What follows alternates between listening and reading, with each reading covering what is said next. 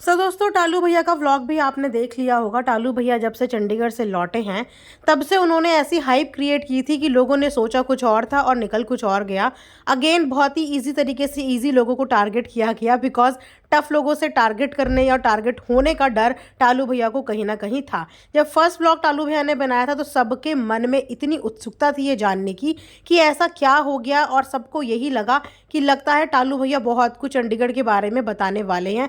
लेकिन अगेन हुआ वही कि जो एक्सपेक्टेड था इस फैमिली से, कि ये लोग हाइप कुछ और क्रिएट करते हैं और अंदर कुछ और दिखाते हैं। चलो 100 बात की सिर्फ एक बात मुझे समझ में नहीं आया कि इस बीच तो ऐसा कुछ भी नहीं हो रहा था। किस वजह से टालू भैया को पिन चुभ गई, या किस वजह से उनको इतना गुस्सा आ गया या इतनी नाराज़गी आ गई कि वो इस हद तक आ गए कि दूध का दूध और पानी का पानी करूँगा, किसी और का नहीं, अपने खुद के रिश्तेदारों की पोल पट्टियाँ खोलूंगा। मतलब ऐसा क्या हुआ था जहां से हम देखें कि अगर इंटरव्यू की वजह से ये भड़के, तो अपना दीदी ने इंटरव्यू में ऐसा कुछ भी नहीं बोला था। उन्होंने वही सब चीजें रिपीट बोली जो पहले बोली थी। कुछ भी नया उस इंटरव्यू में ऐड ऑन नहीं था जिसकी वजह से टालू भैया को बुरा लगा।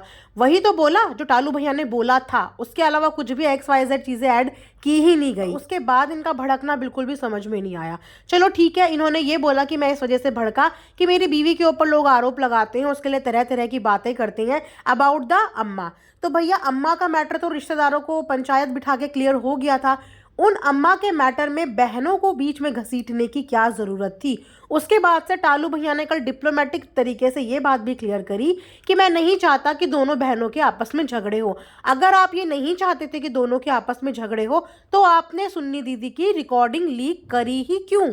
आपको अगर झगड़ा नहीं करवाना था तो आपने सोशल मीडिया पे बहन की रिकॉर्डिंग क्यों लगा ली? मैं इस समय पे ना सुन्नी दीदी को सपोर्ट कर रही हूँ, मैं बस एक क्वेश्चन खड़ा कर रही हूँ इन्हीं की बात का, कि इन्होंने ये बोला था कि मुझे लड़ाई नहीं करवानी है, तो लड़ाई करवा के, रायता पूरा फैला के, दरार पड़वा के आप बोल रहे हो कि मुझे लड़ाई नहीं करानी थी। अगर नहीं कराना आपका मकसद होता ना तो आप कभी भी इस रिकॉर्डिंग को बाहर नहीं लेके आते, आप इसको अंदर ही रखते और आपस में एक दूसरे को सुनाते, लेकिन पब्लिक और सोशल प्लेटफॉर्म पे इस रिकॉर्डिंग को नहीं लेके आते। लेकिन इजी टारगेट करना भी टालू भैया को पता है ना कि मुझे कहाँ टारगेट करना है जहाँ से मेरा कोई नुकसान भी ना हो और मैं अपनी बात भी बोल दूँ, अपनी सफाई भी दे दूँ।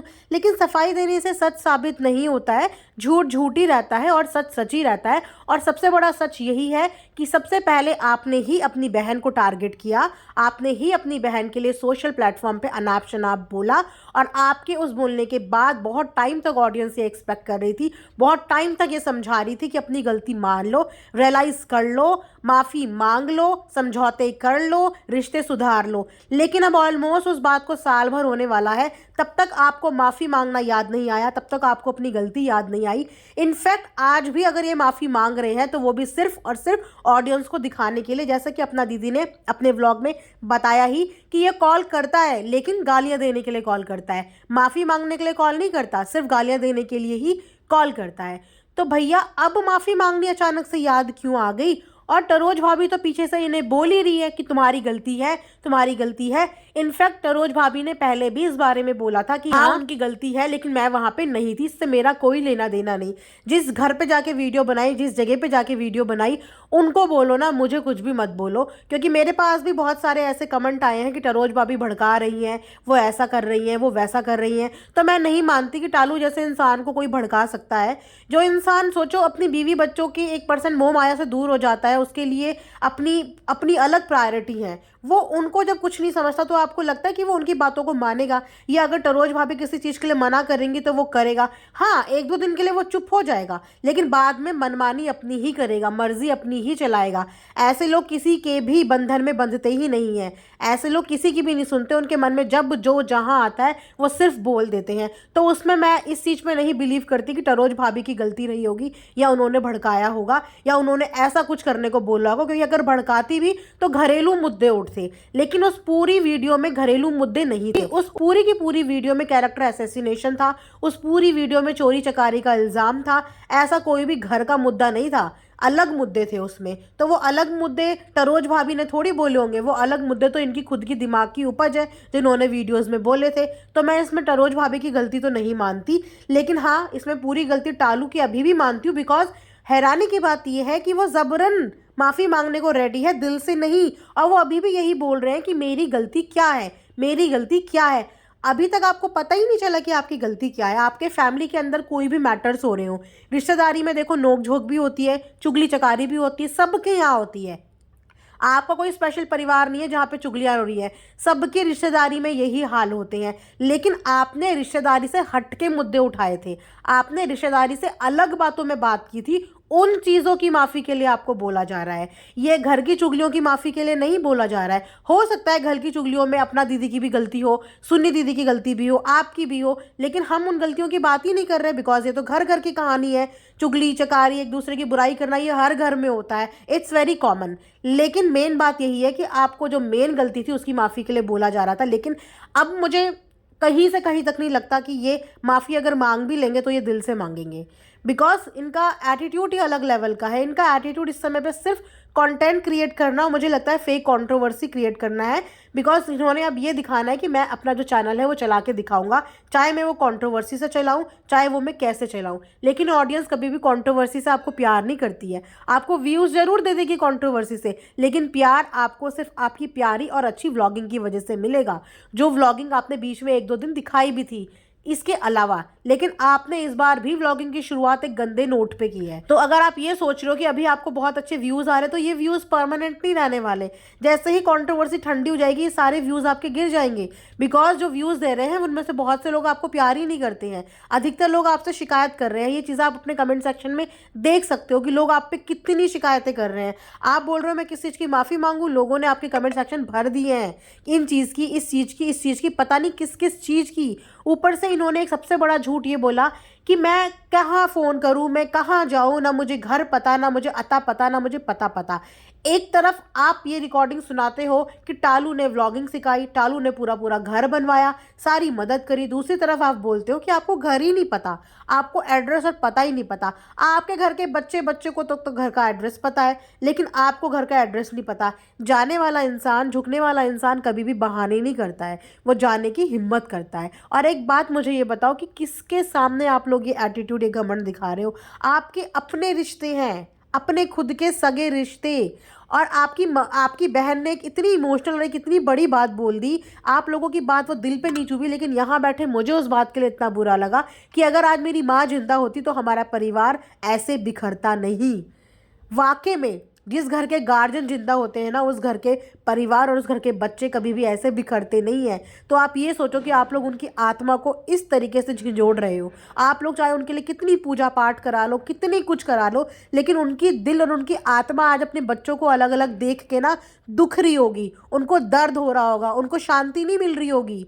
एक माँ बच्चों को 9-9 महीने पेट में रखती है, उसको बड़े तक पालती है, पोसती है, ये दिन देखने के लिए कि मेरा घर आबाद रहेगा, खुशहाल रहेगा, मेरे बच्चे नाम रोशन करेंगे, एक दूसरे का सहारा बनेंगे। लेकिन आज आपके परिवार का हर बच्चा एक अलग अलग दिशा में है, एक पूरब, एक पश्चिम, एक उत्तर, एक दक्षिण। तो क्या शांति आपके पेरेंट्स की आत्मा को मिल रही होगी? आपने कभी इस चीज़ को गहराई से सोचा है? आप लोग अपने अहम में, अपने घमंड में इतने चूर हैं कि आप लोगों को बस ये दिख रहा है, इसने मेरे लिए 1 बोला तो मैं उसके लिए 2 बोलूँगा, उसने 2 बोला तो मैं उसके लिए 4 बोलूँगा। बजाय ये सब चीज़ें भुला के, मैंने आज तक नहीं देखा कि कभी भी कोई भाई बहन एक दूसरे के ऊपर इतने आरोप लगाता है या एक दूसरे को भरी महफिल में इस तरीके से बेइज्जत करता है। हर भाई बहन के अंदर एक दूसरे के लिए ना इमोशनल प्यार होता है, भले ही कितनी नाराजगी हो, भले ही कितने झगड़े हो, लेकिन फिर भी दिल में प्यार होता है। इतना खून खौलता है अगर कोई तीसरा बंदा अपने पे उंगली उठा ले। वहीं पे आप लोगों ने पूरी दुनिया को एक दूसरे के ऊपर उंगली उठाने पे मजबूर कर दिया है। कभी इस बारे में सोचा है क्या कर लोगे इन सब चीज़ों से? कुछ भी नहीं हासिल होने वाला, कुछ भी नहीं। अपना नुकसान कर रहे हो, अपने आने वाली जनरेशन का नुकसान कर रहे हो, अपने आने वाली पीढ़ी का नुकसान कर रहे हो। कि आप लोगों के बारे में लोग क्या सोचते होंगे, क्या बोलते होंगे कि ये ऐसे परिवार के बच्चे हैं, ये एक ऐसा परिवार है जिनकी आपस में नहीं बनती, ये एक ऐसा परिवार है जिनके बारे में देखो यहाँ सुनो वहाँ सुनो। जब भी किसी फैमिली की कंट्रोवर्सी की बात होती है ना गाइज, मैं कभी भी किसी एक का सपोर्ट करके बात नहीं करती, क्योंकि मैं खुद भी चाहती हूँ कि फैमिली के जो ये रिश्ते हैं ना ये बने रहे, अच्छा व्लॉग बनाए। किसी को भी अच्छा नहीं लगता किसी के बारे में बुरा बोलना या गलत बोलना। मैंने जब जब इनकी लड़ाइयाँ हुई है, जब जब इनकी कंट्रोवर्सी हुई है, तब तब एक बैलेंस रिएक्शन दिया है, एक बैलेंस अपनी साइड से समझाने की कोशिश की है। मैं उम्र में इन लोगों से छोटी ज़रूर हूँ, लेकिन रिश्तों की परख आई थिंक मुझे इनसे ज़्यादा है। मैं इस चीज़ को बहुत प्राउडली बोल सकती हूँ कि रिश्तों को सँभालना मुझे बहुत अच्छे से आता है। इसीलिए जब-जब इन लोगों के झगड़े हुए हैं, तब-तब मैंने यही कोशिश की है कि ये लोग आपस में समझौता कर लें, सुलह कर लें। सुलह नहीं भी करनी है, तो कम से कम पब्लिक प्लेटफ़ॉर्म पे एक-दूसरे की बेइज़्ज़ती, सोशल प्लेटफ़ॉर्म पे एक-दूसरे की बेइज़्ज़ती करना छोड़ दें। घर के अंदर बैठ के लड़ें, फ़ोन पे लड़ें, जो करना है बस बैक कैमरा करें। आगे से ना करें, वरना आज 2 लोग बोल रहे हैं, सोशल मीडिया पे 1000 लोग बोलेंगे और इस तरीके से ट्रोलिंग बढ़ती है। अब कुछ लोग ट्रोलिंग का सामना कर लेते हैं और कुछ लोग ट्रोलिंग का सामना नहीं कर पाते और इस वजह से डिप्रेशन में जाते हैं। मेंटल हेल्थ पे अफेक्ट पड़ता है, फैमिली पे अफेक्ट पड़ता है। क्योंकि सोशल मीडिया एक ऐसी जगह है जहाँ पे लोगों के हाथ और मुँह बंधे हुए नहीं हैं। यहाँ पे लोग अपनी मर्ज़ी का कुछ भी लिखते हैं और समटाइम्स ऐसी-ऐसी बातें कमेंट सेक्शन में लिख लेते हैं जिसकी वजह से आत्मा झिंझुड़ जाती है। तो इसीलिए प्लीज़ ऐसा मत करो। ऑलरेडी इतने इंसिडेंट सुनने में आ रहे हैं, इतनी ज़्यादा लोग ट्रोलिंग का शिकार हो रहे हैं। मैं नहीं चाहती कि ऐसी घटना दोबारा रिपीट हम कभी कहीं पे भी देखें। तो ये मेरा आज का रिएक्शन था। आई होप आप लोग इस बात से अग्री होंगे। कमेंट सेक्शन में अपने रिव्यूज़ ज़रूर बताना एंड प्लीज़ आप लोग भी जब भी किसी को कमेंट करो तो थोड़ा सा इस चीज़ का ध्यान रखना कि कभी भी बिलो द बेल्ट किसी को भी जाके इस तरीक़े का कमेंट मत करना कि उसकी डिप्रेशन या मेंटल हेल्थ पे इस बात का कोई भी असर पड़े। बिकॉज कुछ भी सोचने से पहले हम एक अच्छे इंसान हैं और हमें अपने अंदर की अच्छाई कभी भी किसी की वजह से ख़त्म नहीं करनी है। हमें अपने आप को हमेशा अच्छा रखना है और यही हमें एक अच्छा इंसान बनाता है। So thanks for watching earth mom Dehradun.